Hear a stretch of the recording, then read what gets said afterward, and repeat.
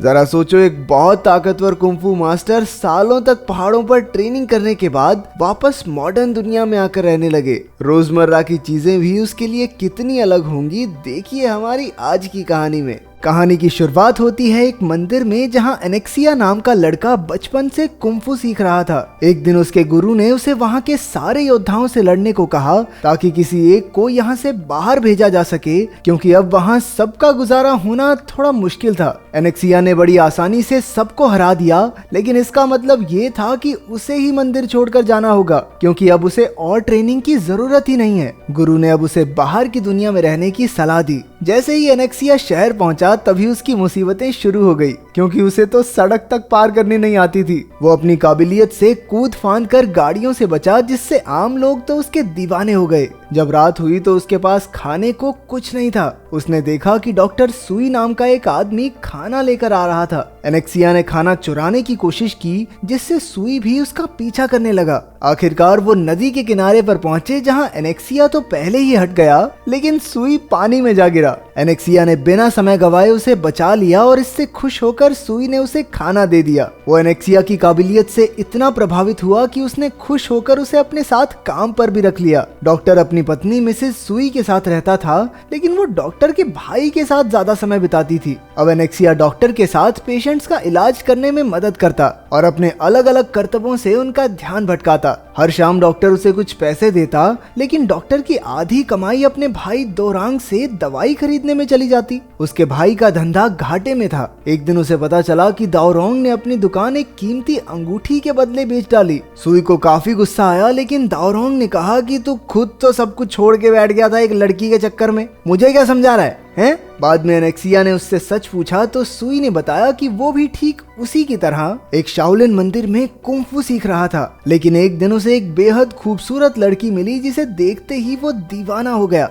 आखिरकार वही लड़की मिसेस सुई बनी और सुई सब कुछ छोड़कर डॉक्टर बन गया। अगले दिन एनेक्सिया सुई के लिए कुछ दवाई लेने गया, लेकिन उसे कुछ आवाजें सुनाई दी, जिससे वो समझ गया कि मिसेस सुई दाओरोंग के साथ अपने पति को धोखा दे रही है। उसने डॉक्टर से तो कुछ नहीं कहा, लेकिन सीधा मिसेस सुई से पूछा, लेकिन उसने एनेक्सिया से साफ कह दिया कि अपने काम से काम रखे। कुछ समय बाद दाओरोंग झूठे आंसू बहाकर मिसेस सुई से पैसे मांगने लगा और वो मान भी गई। दाओरोंग ने उसे सुई के लिए ज्यादा ताकतवर दवाई भी दी। जब घर लौटकर मिसेस सुई ने पैसे चुराने की कोशिश की तो डॉक्टर ने उसे रंगे हाथों पकड़ लिया। मिसेस सुई को लगा कि अब तक तो एनेक्सिया ने डॉक्टर को सब बता दिया होगा, इसलिए उसने कहा कि वो आज के बाद दाओरोंग से कभी नहीं मिलेगी। फिर आधी रात को एनेक्सिया ने मिसेस सुई को चिल्लाते हुए सुना। असल में डॉक्टर की मौत हो गई थी। अब एनेक्सिया ने खुद उसकी दुकान संभालने का जिम्मा उठाया। तभी उसे दवाई की खाली डिब्बी मिली, जिससे उसे शक हो गया। अगले ही दिन दाओरोंग बिना किसी शर्म के मिसेस सुई को लेने आ गया। वो दोनों एक कश्ती में घूमने गए। जो बात मिसेस सुई को भी बड़ी अजीब सी लगी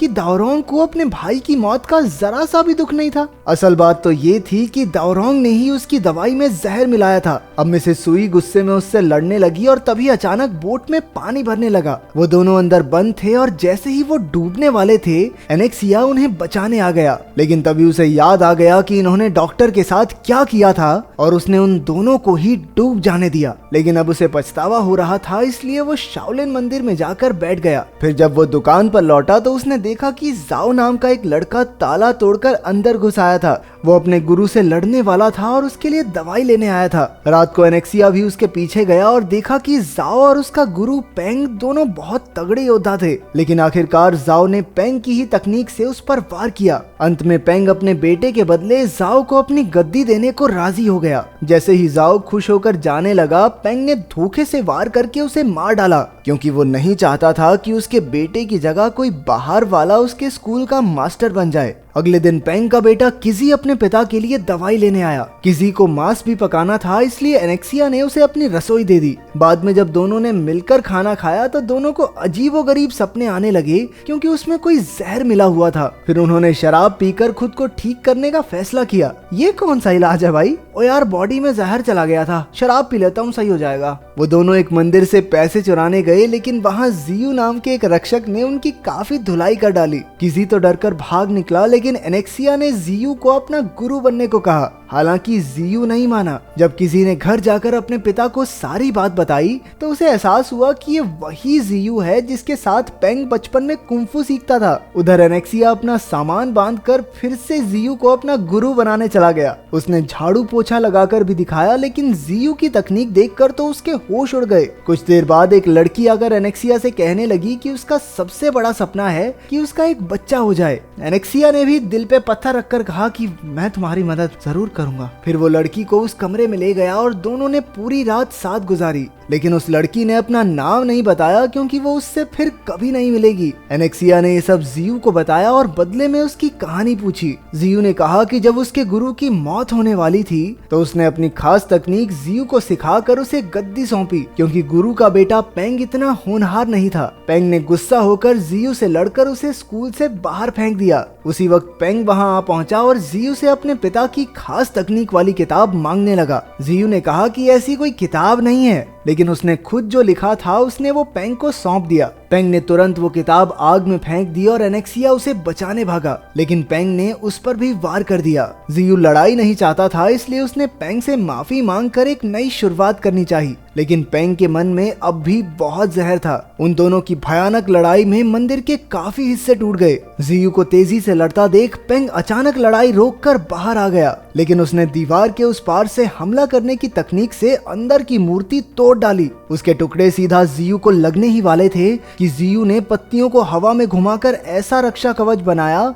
जिससे उसे कुछ नहीं हुआ। पेंग को लगा कि वो जीत गया होगा, इसलिए वो मस्त ओवर कॉन्फिडेंस में अंदर गया, लेकिन तभी जियू ने उस पर जोरदार हमला कर दिया। फिर जियू ने पूरे चांद की शक्ति से पानी को पेंग की ओर मोड़ दिया, लेकिन पेंग भी पानी को दो दिशाओं में मोड़कर बच निकला। पेंग घर जाते ही बेहोश हो गया और किसी को दवाई ढूंढते हुए एक बंदूक मिल गई। इसके बाद वो अपने पिता की देखभाल करने लगा। उधर एनेक्सिया ने जियू को अपना गुरु बनने के लिए मना लिया। उसने जियू को उसकी लिखी किताब भी वापस कर दी। रात को एनेक्सिया को गोलियों की आवाजें सुनाई दी और उसने तुरंत देखा कि जियू मरने वाला था। वो आखिरी बार चा नाम के एक आदमी से मिलकर उसे किताब देना चाहता था। एनेक्सिया उसे नहीं जानता था, इसलिए वो जियू को साधु के पास ले गया। उस साधु ने उसे जीवन मरण का चक्कर समझाया और आखिरकार जियू अपने दोस्त चा को दिल में देखकर मर गया। उधर पेंग को पता चला कि किसी ने ही जियू को मारा है। वहीं एनेक्सिया शहर गया क्योंकि खबर थी कि चा शहर में नाटक पेश करता है। चा अपने शो के बाद एनेक्सिया के साथ मंदिर गया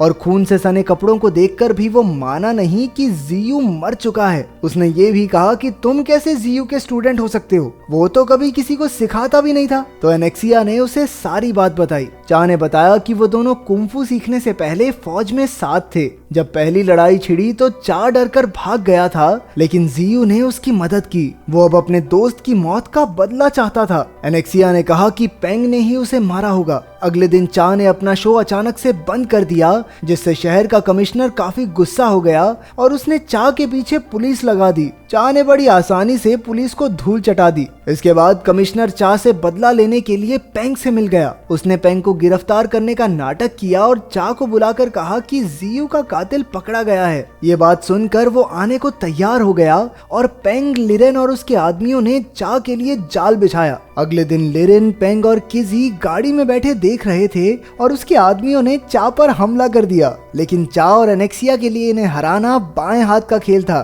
फिर चा ने पेंग को चुनौती दी और दोनों एक दूसरे के दिमाग में लड़ने लगे। लड़ाई टक्कर की थी, लेकिन जब चा की आंखें बंद थी तो पेंग ने धोखे से अपने आदमी से हमला करवा दिया। अब चा गुस्से में इतना ऊंचा कूदा कि उसने सूरज की रोशनी को इकट्ठा करके सीधा पेंग की ओर मोड़कर उसे बुरी तरह जख्मी कर दिया। फिर चा ने पूछा कि क्या उसने सच में जियू को मारा है, तो पेंग ने अपने बेटे को बचाने के लिए हाँ भर दी। तभी अचानक किसी बंदूक लेकर आ गया और कहने लगा कि उसने जियू को मारा था। ये सुनते ही एनेक्सिया ने उसे काफी पीटा और बंदूक छीन ली। एनेक्सिया उसे मारने ही वाला था कि चा ने कहा कि जियू ने मरते हुए किसी का नाम नहीं लिया, यानी वो बदले के इस चक्कर को खत्म करना चाहता था। ये सुनते ही पेंग तलवार छीनकर किसी की जगह खुद को कुर्बान करने को तैयार हो गया, ताकि आने वाली पीढ़ी बिना नफरत के शुरुआत कर सके। उसी वक्त कमिश्नर ने चा के पैर पर गोली मार दी और एनेक्सिया और किजी उसके पीछे दौड़े। एनेक्सिया उसे रोक नहीं पाया, लेकिन जैसे ही कमिश्नर मुड़ा, चा ने अपनी ताकत से गाड़ी को पानी में फेंक कर धमाका कर दिया। आखिरकार एनेक्सिया ने चा के साथ पहाड़ों में जाकर अपनी ट्रेनिंग पूरी की।